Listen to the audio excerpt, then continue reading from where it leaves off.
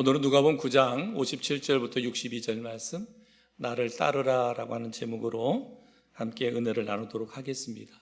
우리 지난주의 말씀 가운데 보면 예수님께서 이제 갈릴리 사역을 마치고 이제 마지막 공생의 마지막을 위해서 예루살렘으로 올라갈 때 사마리아를 지나서 가려고 했는데 사마리아 한 촌에서 배척을 받으셨잖아요. 누가복음 9장 53절에 보면 예수께서 예루살렘에 향해 가시기 때문에 그들이 받아들이지 아니하는지라. 그래서 예수님이 배척을 받았습니다. 그런데 오늘 말씀해 보니까는 뭐였어요?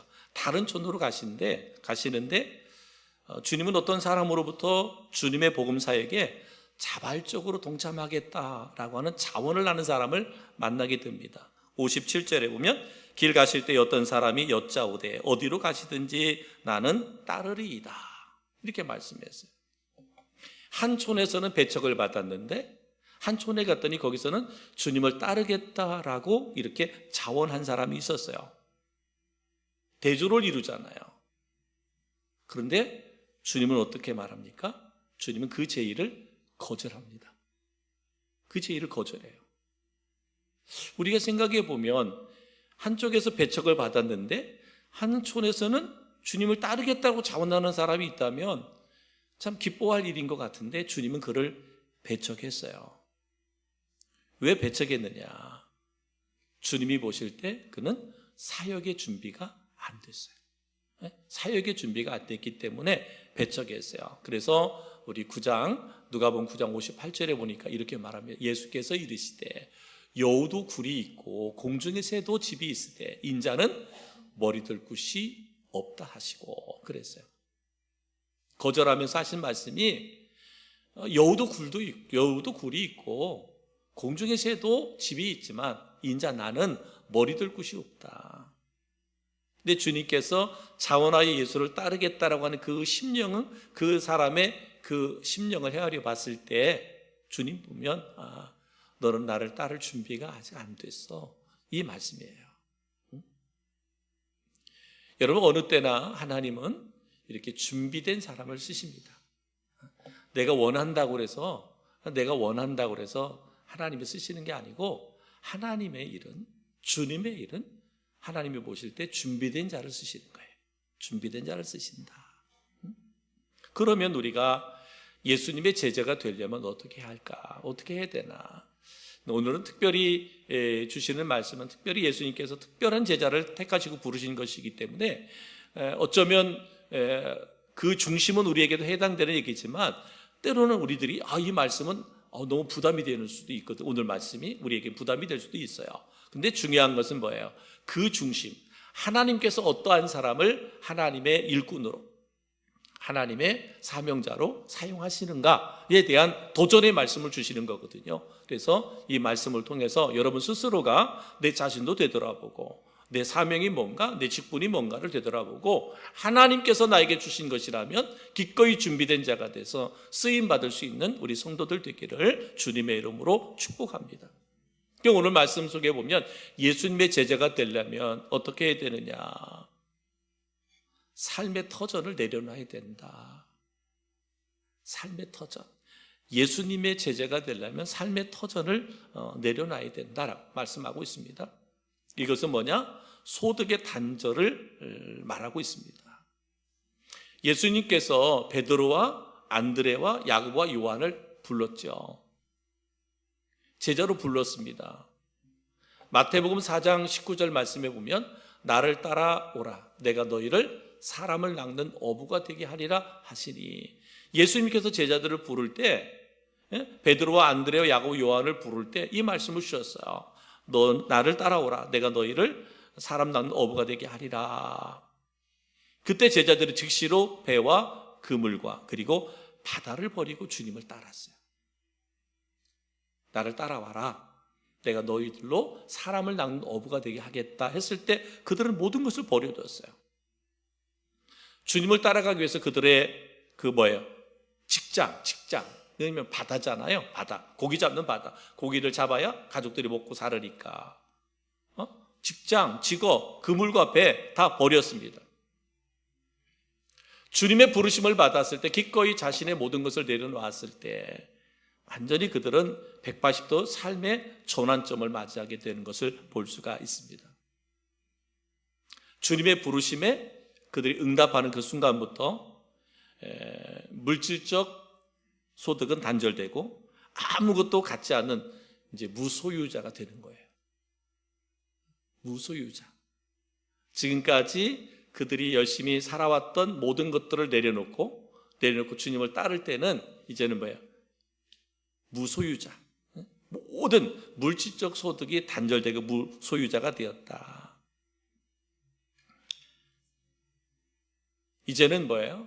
어쩌면 그 제자들, 예수님의 부르심을 받았던 제자들은 지금까지는 그들이 세상으로부터 얻을 그 소득을 위해서 열심히 일했던 사람들이잖아요. 근데 이제는 뭐예요? 이제는 그들이 이제 주님을 따르는 때부터 이제는 예수님만 의존하고 하나님만 의존하는 자들이 되었다라는 거예요. 다 내려놓고 주님을 따를 때부터는 이제는 나는 오직 주님만 의지합니다. 하나님만 의지합니다. 이렇게 살아가는 것을 볼 수가 있습니다. 쉬운 건 아니라고 그랬잖아요. 그죠? 제가 처음에 제자들을 부를 때의 그 부르심과 오늘 나를 비교해 보면 정말 하나님의 특별한 부르심이 있다면 모든 거 내려놓을 수 있어야죠. 근데 여러분은 지금 그렇게 부르진 않았죠? 불렀어요? 정말 하나님이 여러분을 그렇게 불렀다면 다 내려놓을 수 있어야 돼요.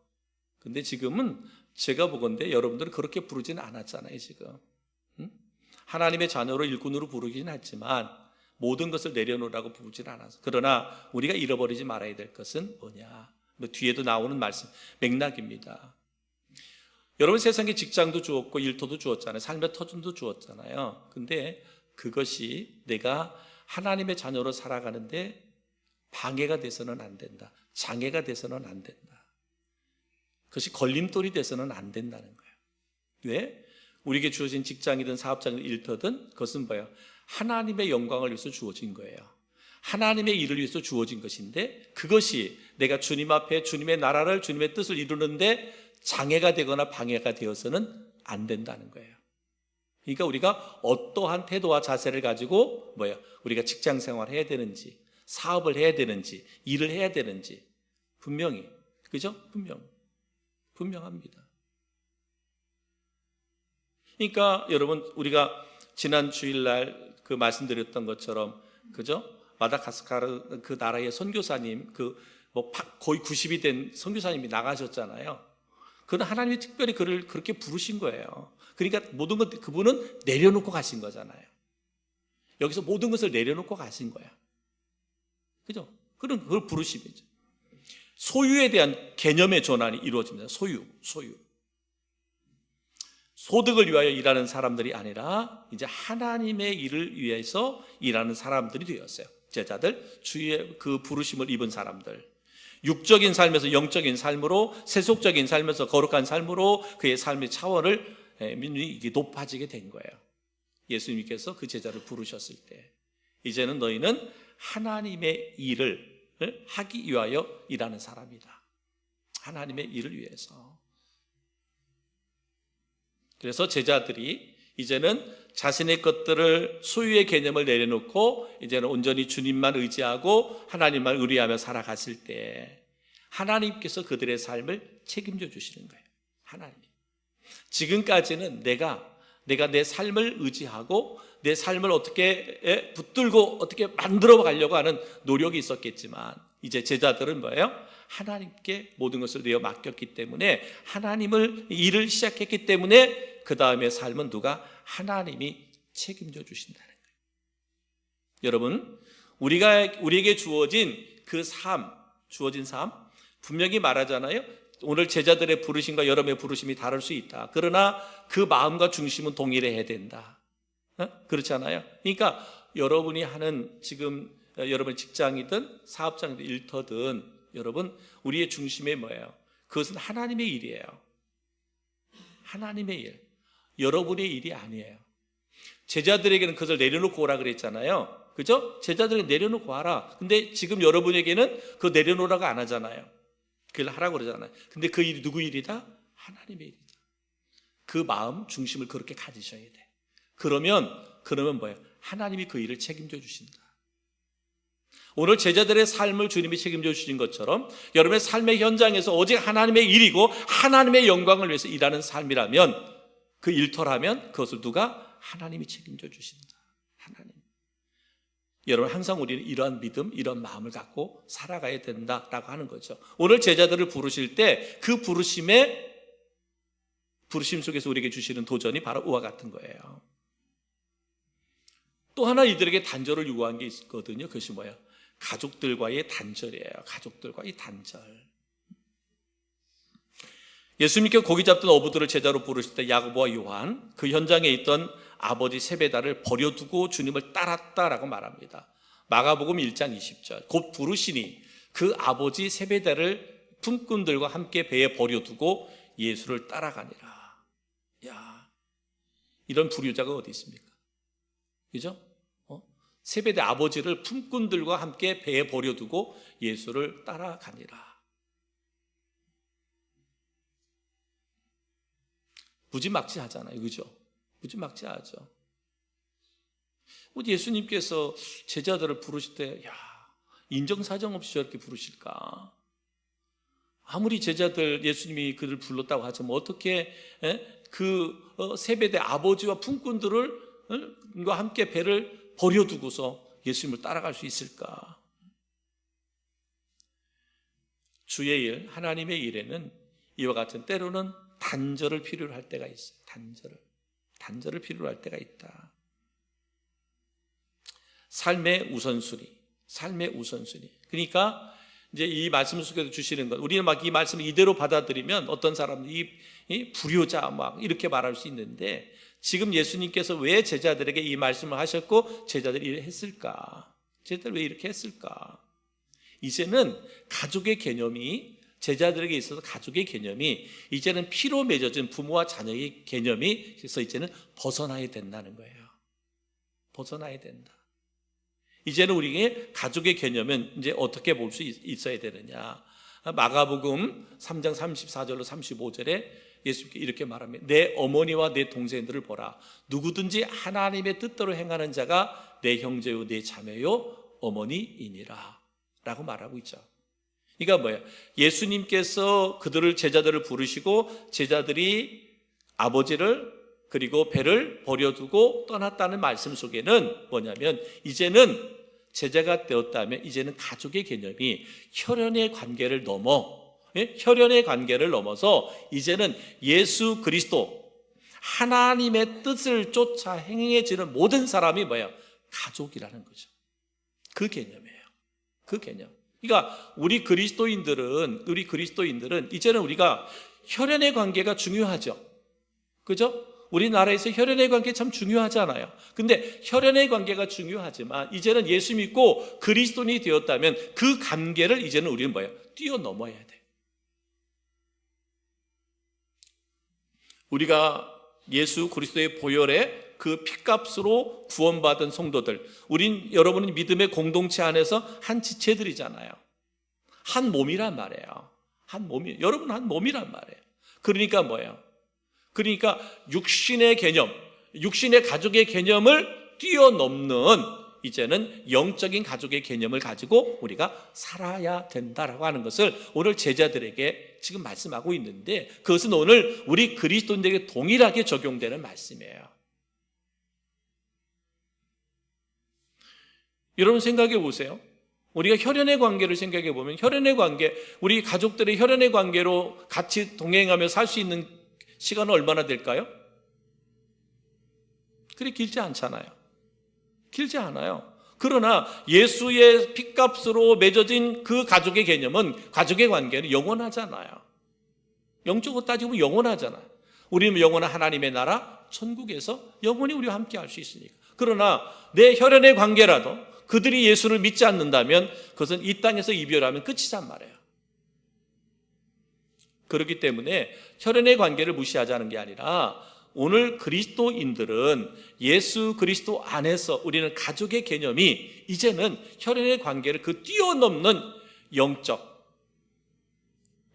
신앙적 가족관을 가질 수 있어야 된다는 거예요. 우리 지체들. 그래서 우리의 지체들은 너무너무 소중하다는 거죠. 주님 안에서. 우리 각자 우리 교회 안에서 만나지는 여러분들 너무 소중하단 말이에요. 우리가 그렇잖아요. 우리나라도 교회가 참 많잖아요. 그죠? 교회가 많고 교단도 많고 다 많습니다. 그러나 아무리 많아도 그리스도 안에서는 하나잖아요. 그죠? 그리스도 안에서 하나잖아요. 네 교회 내 교회 얘기는 하지만 엄밀하게 따지면 그리스도 안에서 우리는 하나란 말이에요. 그런데 그러지 않을 때가 많아요. 저 교회를 질투하고 이 교회를 질투하고 이럴 때가 많아. 저 교회 부흥했다 그러면 어떻게든 그 부흥한 거에 대해서 끄집어 내려보려고 할. 얼마나 많은지 몰라. 새로운 사람을 전도하지는 않고 그냥 옆에 있는 성도들이 이렇게 옮겨가고 그랬대. 그래서 교회가 숫자가 늘었대요. 그러면서 부흥한 교회를 끄집어 내리려고. 여러분, 왜 허물 부족함이 없겠습니까? 그러나 중요한 것은 뭐예요? 우리는 한 지체예요. 한 공동체예요. 주님 안에서. 지금은 이 땅에서 여러 공동체, 우리 음성 침략이라는 공동체를 이루고 있고 또 다른 교회의 공동체를 있고 또 때로는 교단이라고 하는 공동체를 이루고 있지만은 그러나 궁극적으로는 뭐예요? 그리스도 안에서 우리는 하나예요.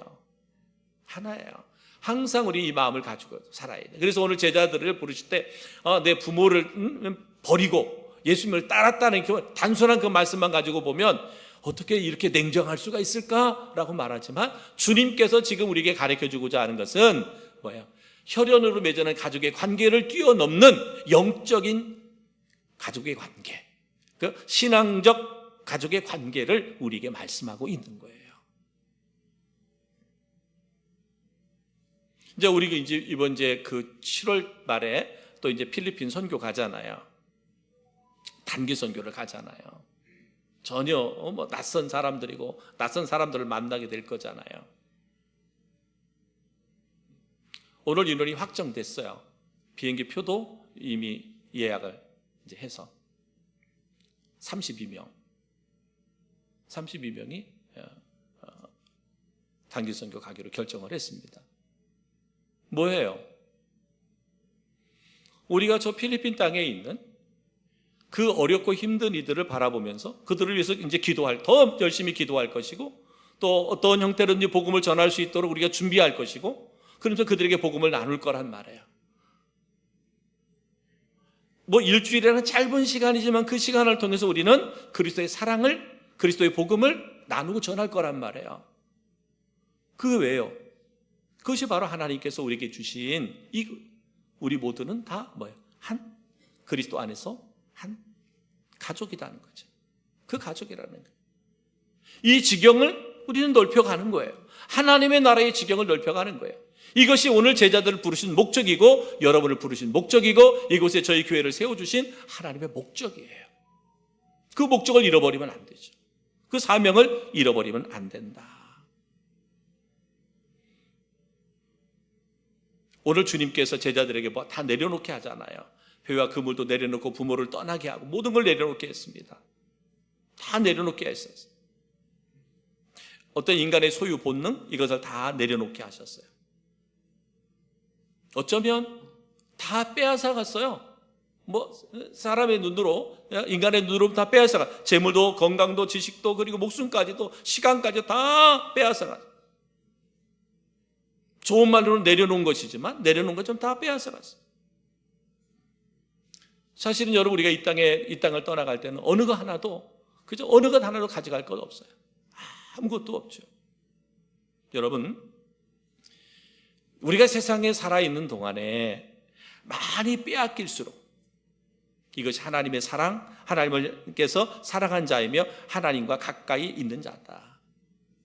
오늘 예수님께서 제자들에게 다 내려놓게 하셨잖아요. 내려놓게 하셨다. 우리에게 쉬운 표현도 하나님 다 빼앗아 가셨다라고 표현한다면 여러분 많이 빼앗기면 빼앗길수록 주님을 위해서 내가 가지고 있는 거 많이 내려놓으면 내려놓을수록 하나님의 사랑을 입은 사람이다. 하나님과 더 친밀함의 관계를 가진 사람이다 라고 말할 수 있습니다.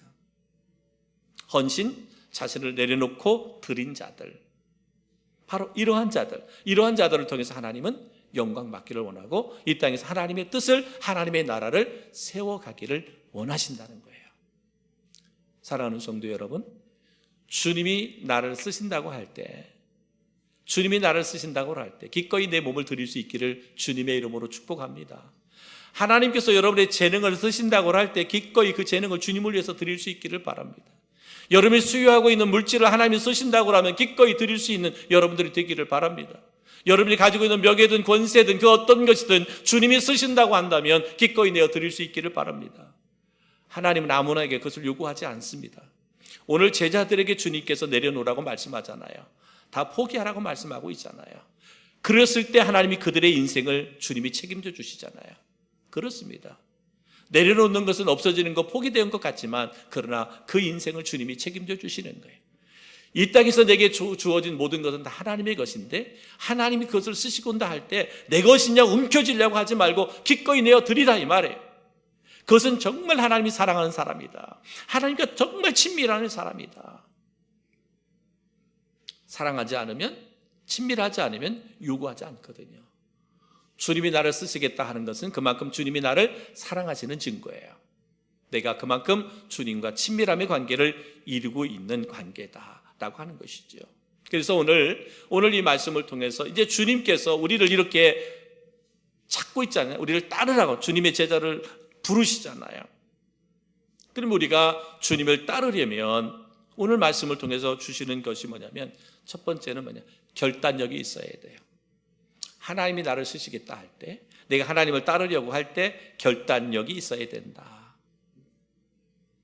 이 결단력에 그 우유부단한 사람들 있잖아요. 결단을 못하는 사람들이 있습니다.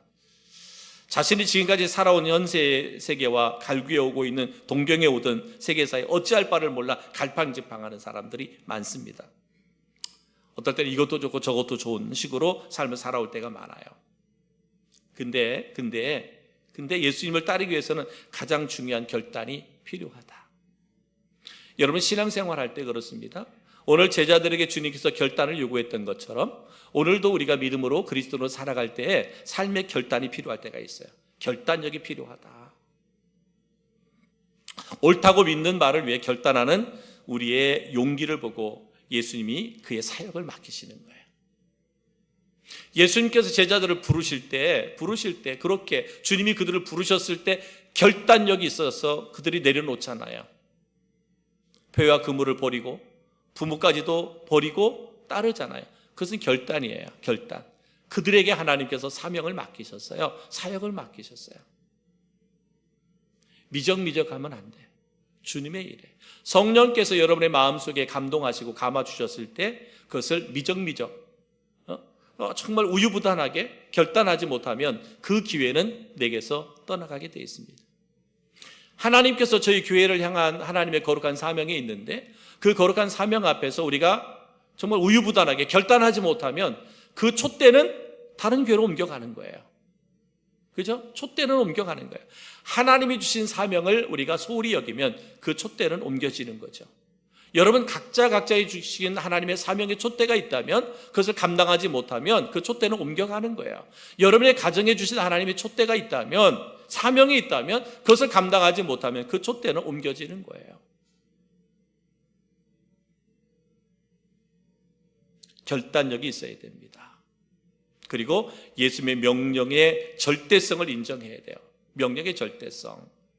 여러분 누가복음 9장 60절에 보면 이렇게 말합니다. 이르시되 죽은 자들로 자기의 죽은 자들을 장사하게 하고 너는 가서 하나님의 나라를 전파하라 하시고 그랬어요. 죽은 자들로 자기의 죽은 자들을 장사하게 하고 너는 가서 하나님 나라를 전파하라 하시고. 예수님의 명령이 대단히 가혹하잖아요. 가혹한 명령같이 느껴집니다. 이것은 뭐예요? 유대인의 풍습을 완전히 파괴하는 명령과도 같거든요. 유대인의 풍습 중에 아버지를 장사하는 일은 자식의 신성한 의무였습니다. 너무너무 귀한 거죠. 나의 가족, 내 부모를 장사 지내는 것, 이거는 당연한 거잖아요. 당연한 거예요. 근데 유대인들에게서는 더더욱 그랬습니다. 그런데 왜 주님께서 이 말씀을 하셨을까? 이 말씀을 하셨을까?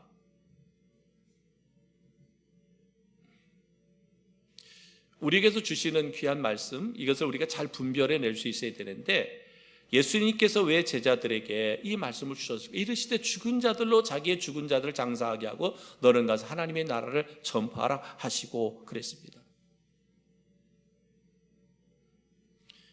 여러분, 예수님께서 우리를 불효자로 만드는 것이 아니잖아요. 불효자로 만드는 것이 아닙니다. 주님께서 지금 여기서 제자들을 부르실 때 주신 이 말씀 속에서 우리에게 주시는 가장 중요한 메시지가 있어요. 그것은 뭐냐면 생명입니다. 생명. 그래서 하나님의 나라를 전파하라 하시고 그랬죠. 생명. 그러니까 생명을 위해서라면 자신의 절대적인 것까지도 버릴 수 있어야 된다. 내려놓을 수 있어야 된다라는 거죠. 장사를 지내지 말라는 얘기가 아니에요. 장례를 하지 마. 내 부모가 죽었는데 그 부모를 장사하지 마라. 그것은 죽은 사람들끼리, 생명 없는 사람들끼리 하고, 예수 믿는 우리들은 그거 하지 마라. 이 말이 아니에요. 이 말씀 우리가 바로 알아들어야 돼. 그러니까 예수님께서 왜 이 말씀을 주셨느냐, 생명의 가치, 생명의 소중함을 이야기하는 거예요. 생명의 가치, 생명의 소중함. 여러분, 죽은 자, 장례, 죽은 자들에게 있으면 뭐예요? 죽은 자는 죽은 거잖아요. 근데 그보다 더 중요한 건 뭐예요? 죽은 자가 중요한 게 아니라 살아있는, 생명이 있는 자가 더 중요하다는 거예요. 근데 죽은 자의 일 때문에 생명을 구원하는 일을 멈춰서는 안 된다라는 얘기예요. 그러니까 장례를 치르지 마라. 우리 이 말씀 갖고 왜곡할 수가 있는 거거든요. 그래갖고 기독교는 부모가 돌아가셔도 장례도 안 치른대, 못 가게 했대. 그런 의미가 아니에요.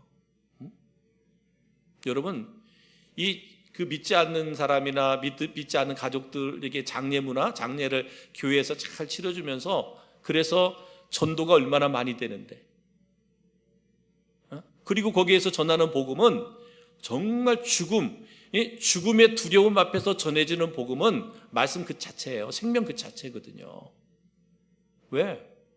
죽음 앞에서 다 자신을 되돌아보잖아요. 그것이 가족이든 누구든 죽음 앞에 온 사람들은 다 자신의 죽음도 되돌아보거든요. 그러니까 거기에 생명의 말씀을 전할 수 있다면 얼마나. 그래서 여러분, 장례를 통해서 전도되는 가정들이 참 많습니다. 오늘 여기서 장례를 치르지 말라는 의미가 아니라 뭐예요? 생명을 살리는 것이 우선이다. 장례가 생명을 살리는데 장애가 방해가 돼서는 안 된다라고 하는 그 메시지를 주님이 주시려고 하는 거예요. 세상에 대한 욕심을 분토와 같이 버려야 된다 그랬어요. 60절에 그랬잖아요. 이르시되 죽은 자들로 자기의 죽은 자들을 장사하게 하고 너는 가서 하나님의 나라를 전파하라. 하나님께서 그 말씀을, 주님께서 하신 말씀 외에는 또 다른 이유가 있는데, 우리가 장례식에 가면 또 장례에서 또 시체를 매장하고 고인의 유언, 또 재산 분배, 그리고 거기에 따른 여러 일들로 인해서 예수님을 따르는 일을 뒤로 둘 수가 있다 이 말입니다. 그러니까 세상 것으로 인해서 하나님의 일이 방해될 수도 있다라는 거예요. 그래서 이러한 것들을 우리가 조심해야 된다라고 하는 거죠. 세상에 대한 욕심과 미련을 분토처럼 여길 수 있어야 된다라고 하는 거죠. 그래서 빌립보서 3장 8절에 보면 또한 모든 것을 해로 여김은 내 주 그리스도를 예수를 아는 지식이 가장 고상하기 때문이다. 내가 그를 위하여 모든 잃어버리고 배설물로 여김은 그리스도를 얻고 그랬어요. 사도 바울이 모든 것을 다 배설물로 여긴다라고 말씀한 것처럼, 여러분 오늘 이 누가복음 9장 60절의 말씀을 통해서 우리에게 전하고자 하는 주님의 메시지는 뭐냐? 생명의 소중함, 생명을 구원하는 일, 이것이 가장 우선이고, 그 다음에 다른 것들, 세상의 일, 여기로는 이제 장례라고 표현을 했는데, 장례하는 이들로 인해서 우리가 복음을, 생명을 살리고 전하는 일을 뒷전으로 밀리게 되는 것은 있을 수가 없다, 우선이다 라고 하는 것을 이야기하고 있습니다. 그래서 우리는 주님께서 우리를 부르셨을 때 즉시 순종해야 된다. 즉시 순종해야 된다. 누가복음 9장 61절에 이렇게 말하고 있습니다. 또 다른 사람이 이르되 주여 내가 주를 따르겠나이다마는 나로 먼저 내 가족을 작별하게 허락하소서. 여기 말씀도 그렇잖아요. 내가 주님을 따르는데 가족하고 작별하는 시간이 얼마나 되겠어요? 그죠? 내가 오늘 이제 지금부터 나는 소중한 것을 깨달아서 이제는 내가 다 내려놓고 예수님 따르기로 했습니다. 그렇게 아세요? 그렇게 부모나 형제하고 인사하고 주님을 따르는 것, 그게 얼마나 시간을 요하는 것이고 또 그것이 크게 잘못된 것 같지 않잖아요. 근데 주님은 뭐라 그랬어요? 또 다른 사람이 주여 내가 주를 따르겠나이다마는 나로 먼저 내 가족을 작별하게 하소서.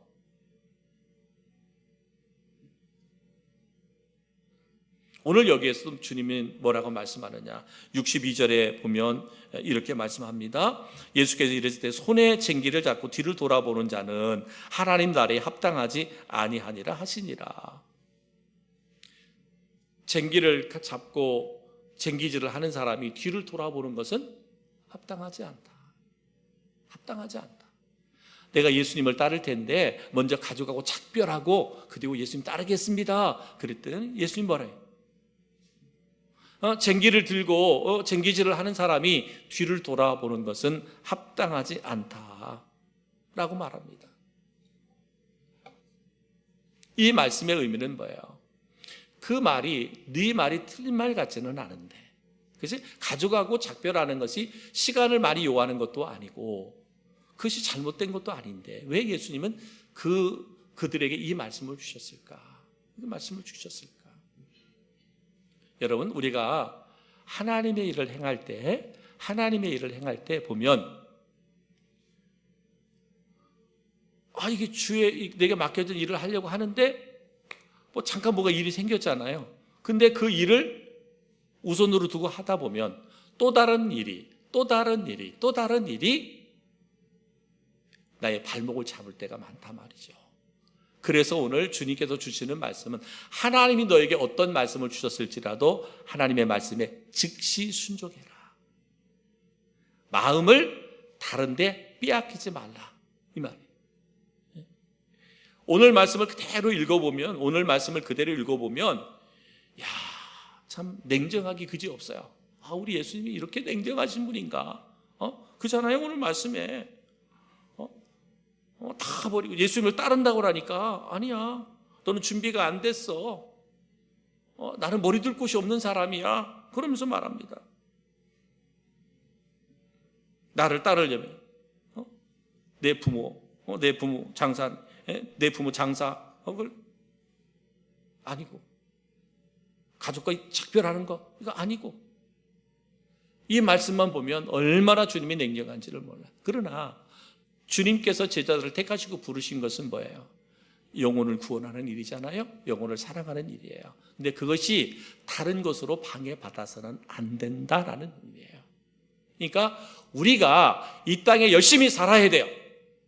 우리 그리스도인은 내게 주어지는 열심히 살아야 돼. 근데 그것이 그리스도인으로 살아가는데, 하나님의 자녀로, 하나님의 일꾼으로 살아가는데 장애가 되고 방해가 돼서는 안 된다는 거예요. 걸림돌이 돼서는 안 된다는 거예요. 이 메시지를 주고자 하는 거예요. 오늘 말씀은 다른 것 없어요.